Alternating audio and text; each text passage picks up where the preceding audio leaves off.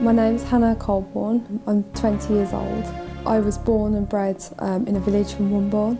I live with my parents and also I have one sister as well. Me and my sister obviously went both to the same school. We went to Westfield Primary School and Ainsdale High School in Womborne.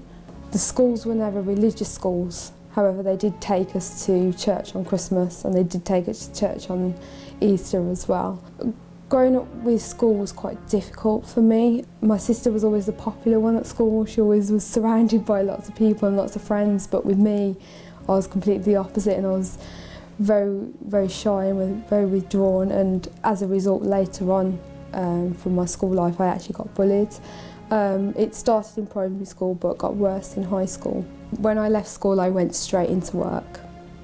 I worked in a nursery, so I do childcare as my job, and going into work was actually worse than going into school. They started to pick on me. I had work harassment, work bullying, and it just got worse by the day. I left that job about a year and a half later. I'd managed to qualify while I was there, and then I got sacked on the grounds because I was qualified. And when I left work, I thought that was it, I'm free, no more bullying, no more harassment, but that was not the case. They harassed me on Facebook as well for everybody to see. They bullied me, they continued to call me, they continued to text me, even though I wasn't with them, I wasn't working with them anymore. As a result, I actually went through a couple of months of being suicidal and actually did try and commit suicide on more than one occasion. I'm from quite a small family. My parents and also my parents' family as well, from both sides, are Christians. Growing up, me and my sister were never made to go to Sunday church. I think my parents sort of relaxed the religion a little bit with us. My mum, when she was 14, was confirmed into Christianity in the church. Being confirmed is a bit like reading Shahada, so when you're 14 you basically are testifying that Christianity is your religion, you believe in God. When I turned 13, I actually wanted to be confirmed into the church, but because we hadn't been brought up going to Sunday school, we weren't allowed to actually get that done. But I've always believed in a God. I knew that there was always one there. I always believed that. When I got told I couldn't be confirmed, that right, okay, I knew that I was going to follow religion. I knew that that was going to happen, because having that belief in God, you can't just switch it off. When you've got a belief, you've got a belief, and when it's as strong as maybe mine was, for example, you just can't ignore it, you have to pursue it.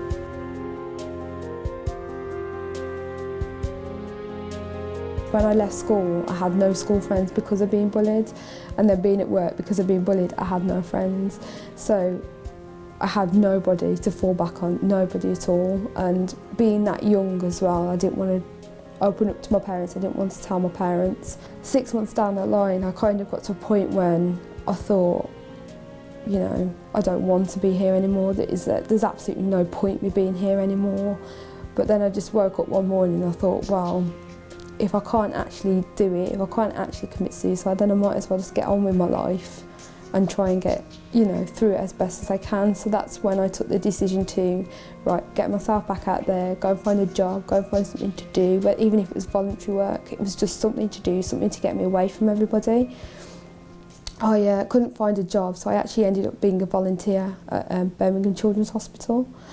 From there, I was a specialised play therapist. Because I'd had my previous childcare qualification for my job, I was allowed to do it. I really, really enjoyed actually doing what I did. I mean, being a specialised play therapist, you have to be a strong person anyway, so it allowed me to kind of self-build myself back up, build my confidence back up and my self-esteem back up. Through working there, I actually had to look after a family who, at the time, I didn't know their cultural background, I didn't know that their religion was Islam, I didn't know that they were Muslims. I didn't want to ask, but also because of the confidentiality policy. Through looking after this family, I then found that out and I started to, really get quite close to them. I left the hospital about a year later and then got another job in another nursery, which wasn't planned, and I didn't really want to go back there because of what I'd been through before, but I was qualified to do that, and at the time it was my only option, it was my only way of work, it was my only way of money, and I've worked there for nearly 2 years now. I'm still there at the moment. Through obviously staying in touch with this family and through being a bit more curious, I suppose is the right way to put it, and through pushing myself to ask questions, I very, very slowly started to find out, you know, why they did things and about Islam and about Muslims, and I think they certainly helped me a lot as well, because although I was only there to take care of the family, it was having that ability to think, right, I can get up in the morning, I've got somewhere to go, I've got somebody to see. Because when you go through bullying, when you go through suicide, you don't want to leave the house, you don't want to see anybody, and it's a real effort just to even step out your front door and think, okay, let's just pop to the shops and buy something. That in itself is incredibly hard. So having someone to go and see, having someone to look after, took me away from thinking about myself all the time. It took me away from my problems, and I was focusing on somebody else for a change, and that, I think that definitely, you know, was a massive, massive help for me.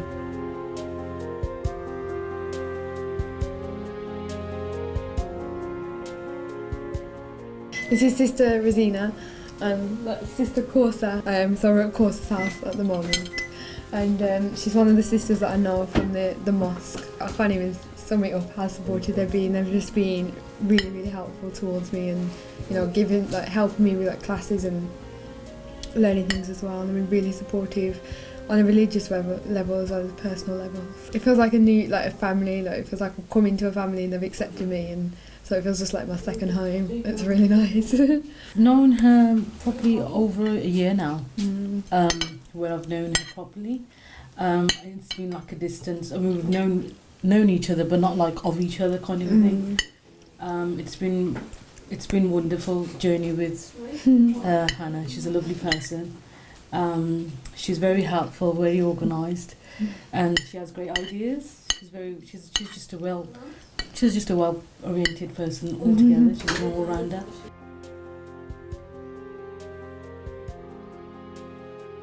When I looked at the Quran and when I looked at the Bible, they were exactly the same in terms of the stories that were in them, the people that were in them. They were exactly the same. The difference was just how it was told. There was just such a connection. It just was really surprising to me that how many similarities there was compared to differences, and that, you know, it was really good for me because it didn't feel like I was pushing one thing out of the way and completely starting over again with something that, completely something new. It felt like I already knew the religion. It was just being told to me more and in a more truer way. And through Muharram in 2010, I actually watched Muharram through some friends that I know, and they used to play the Nohas quite a lot in the house on Muharram. You know, it was a different language to me. It was just kind of like in one out the other. It never really meant anything to me. But I remember one day coming back from work and they'd got it on, and I walked in and I was like, what's this? What? I actually asked them to translate the whole Noha for me, which they did. And then I started questioning, well, what does that mean? What does that mean? And after they translated it and asked all my questions, I listened to it again, and I had such a strong connection because I was like, I actually know what it's saying. I didn't, but I actually felt like it was in English. It actually felt to me like, yeah, I know what it's saying, and I got that connection quite quickly. From that then, I really did, I started, my belief started, my faith started to get a lot stronger, and I actually, that same year, I actually tried to do Ramadan as well. Although I never completed the full Ramadan, I think I did about 2 weeks in total, I still had that same connection. After doing that Ramadan in 2010, I actually really then persisted and really wanted to join in with everything. Again, I did the Muharram in 2011, and I did in 2011 as well. I did a full Ramadan, and from then I was like, yeah, this is what I want. I knew from completing the whole Muharram, the whole Ramadan, and everything in between, I was like, yeah, this is me. This is where I want to be. And on the Eid of that Ramadan, my friend, my work colleague said to me, do you want to come and read Eid prayers, Eid namaz? And I was like, what's that? So I put my scarf on, she took me across to the mosque, she read the prayers, the Eid namaz prayers, and I followed her. And when we finished the prayers, she said to me, just sit here for a couple of minutes and just say whatever's in your heart. Don't say it out loud, just say whatever's in your heart, whatever is going around in your head, just, you know, just sit here for a couple of minutes and say it. And I actually remember, the only thing I remember from that day, I don't remember what I asked for or what I said, I just remember crying. But it was a cry of relief, it was a cry of happiness, it was not a cry of sadness. And I just thought, that was then when I realised that I was where I needed to be. That me crying was, I found myself. One night after work, she actually took me to her Islamic teacher, and at first I didn't know why we were going, because I had mentioned to her before, yeah, I wanted to pursue this, but I didn't realise that you had to read a shahada. I didn't realise that you had to read anything. I just thought I can become Muslim because I want to. But she just explained to the teacher, look, she's done Ramadan, she's done Muharram, she's done Eid, and she's really, really interested. And the teacher was like, she needs to take a shahada, she needs to take it now, she needs to take it tonight. And I was like, okay, but what if? I then started to question, I suppose in fear, okay, if I take my shahada, I become Muslim, but then how am I going to tell my parents? How's my life going to be different? Have I got to give up alcohol? Have I got to wear a scarf? I've got to do... And she said, stop saying what if, just read your shahada and you will know your path. You will not have a struggle, you will not fear anything, you will be fine because God will be with you. So I took my shahada on October the 5th, 2011, so it's just been 6 months now. Taking your shahada is not something you could describe, it's not something I can say, I can describe my feelings. All I remember is that I was so happy, and I felt surrounded, I felt like I was home, and I felt like everything that had happened in my past lives that I've been through, the bullying, the suicide, everything, I was like, it's gone. It's completely gone, and it doesn't matter anymore. It doesn't matter that them people hated me.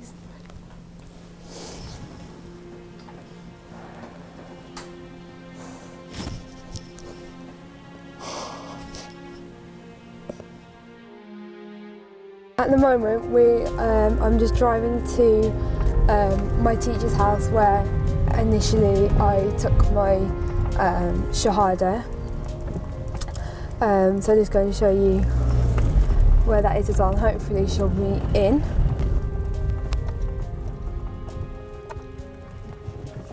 This is the house where I took my shahada 6 months ago. Coming here, I was full of nerves and I didn't really know why we were here or what initially was going to happen. When I actually walked into the house and took my shahada and come back out, I was just so happy. I didn't even want to get back in my car. I just literally wanted to like dance up and down this road. It was just so, like, such an amazing feeling for me that, you know, it's nothing you can describe at all, but I was just so happy that coming out from when I went in full of fear and full of not knowing what was going to happen, and then to come back out feeling like that, it was just really good for me.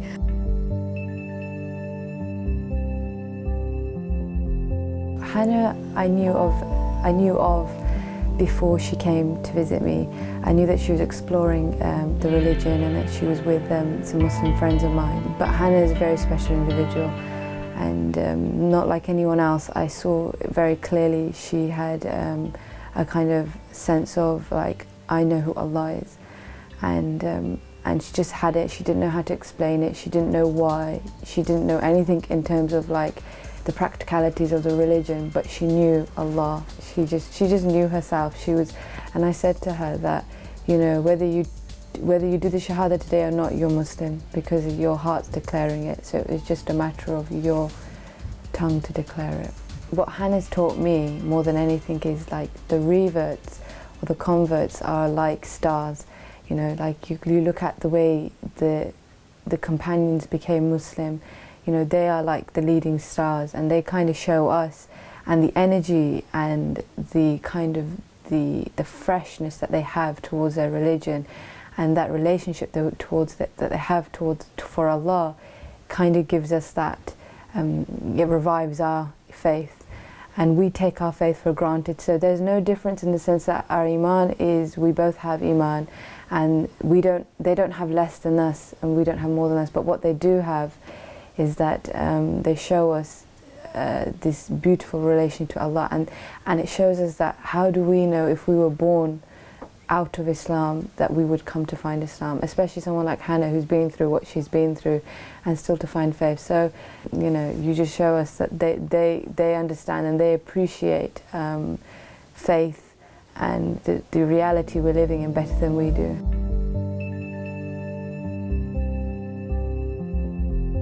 We're just on the way to the mosque now that I go to. Most of the mosques in Wolverhampton are pretty small. The one I'm going to, there's around 40 families that attend this mosque. Although this is my main mosque that I go to, I do use several other different mosques for various things like lessons and classes and things like that. It's nice having a community like that, because you know that you've always got help around the corner, like you're never going to be, you know, stuck to ask a question, or you're never going to be stuck for support or anything like that.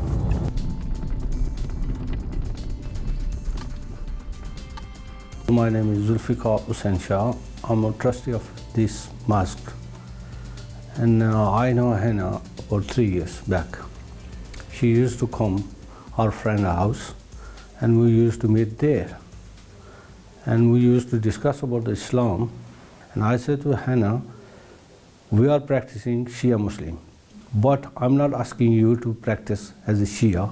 This is the Quran, this is the supplication, this is the books you read, and Allah will guide you to right path, and you can choose whatever you want to do. All the Muslims, they believe that after the death they want to go to Jannah, and if you ask them about the non-believer, they say they will go to hell. But I asked them question, I says, who make you born in Muslim family? He says, Allah subhanahu wa ta'ala. I says, who, the non-believer, who made him born in non-believer family? They says, Allah subhanahu wa ta'ala. I says, where is the justice of Allah subhanahu wa ta'ala if you, after that, you go to Jannah and non-believer go to hell? Where is the justice? Even this time now, our Muslim brothers, we don't know why we are believing in Allah, or why we are Muslim. Newcomers, they do research, and they have more knowledge than us.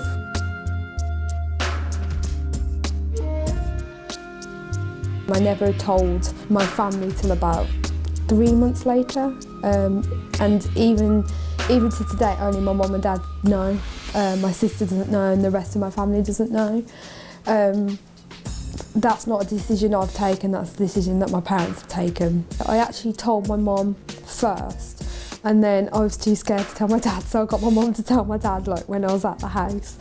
They've just said, well, you're not 16, you're not 17, you're not naive, you know what you're doing now, you know, you work, you're independent, you've got your own car, you live your own life, so if it's what you want to do, what makes you happy, and if that's where your belief lies in God, then so be it. But they just won't let me tell the family, and they won't let me tell my sister, because they're so convinced that it's just a phase. They think in a year it's going to be back to normal, as it's so like put. But I just told Michelle that it won't be like that. The problem is with my family is that because of their upbringing and because of their Christianity and because of where we live as well, being in a small village, what we know and what we rely on is media. And I think unfortunately the media doesn't really portray Muslims too well. And I think for my mum and dad, when I said to them I was Muslim, automatically what popped into their head was terrorist. And unfortunately it is the media that's portrayed that. image, I think, of Muslims, and I do think it's really, really bad, because like Islam and Muslims, it's just such a beautiful religion, such peace in it as well. And being a Muslim now and being in Islam, I always know that I feel peace within myself, with knowing that I know what I'm doing is right, I know what I'm doing is true.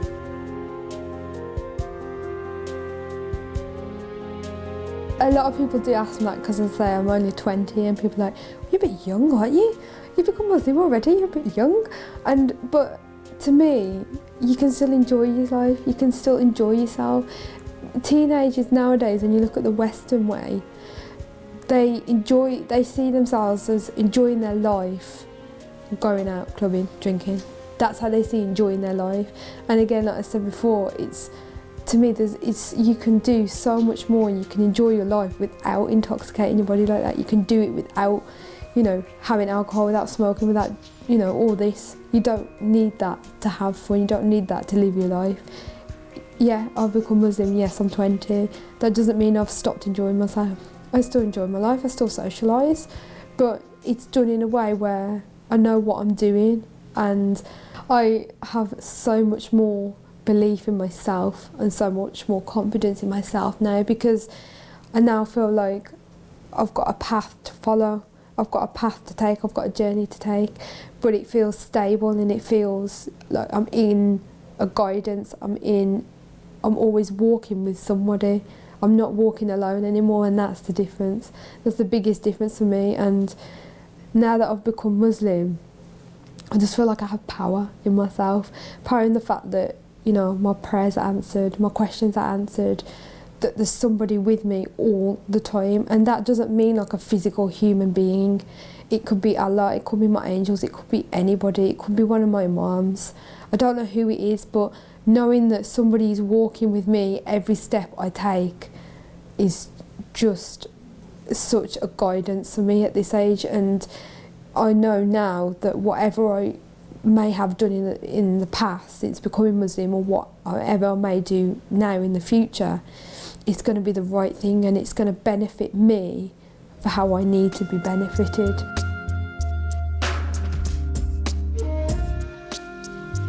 I definitely see Muslims as Muslims. I think every Muslim is a Muslim, they're the same, regardless of all the sectarian and the Sunni and the Shia thing. I actually know Muslims from every single sect that you can possibly think of, Sunni, Shia, Wahhabis. I know everybody. Again, that is through having my first sisters, and then having them to give me contacts, and then having them, you do pick up a lot of people along the way. I just think at the end of the day, if I know myself, if I know what I believe in, then that's it. That's all you need to know. You've got to be very strong. I think you need to be a strong person. But with the secting, I think it's just, at the end of the day, it's just a name, it's just a word. It doesn't mean anything. Muslims are Muslims on a whole at the end of the day. I would never say Sunnis are wrong, Shias are right, vice versa. I would never say that, and I don't believe that. But for myself, Shias are right, and that's myself. But I would never go out there and say, oh, well, you're wrong because you believe this. I would never do that, because I don't see them as wrong. So with Christianity, we've got Catholics, we've got Protestants, we've got Church of England. I would never say one of them's wrong, one of them's right. I wouldn't. At the end of the day, you believe in a God, all you're doing is just following your path to Him. That's all you're doing. You're not, there's no right and wrong path to God. You believe in God, you're following your path to Him, end of.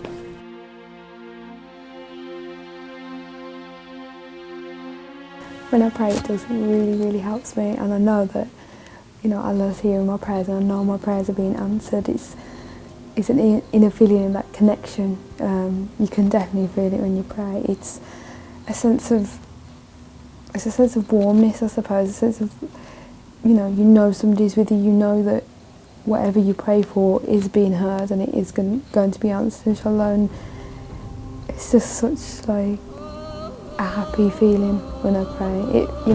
It settles me. It gives me that inner peace.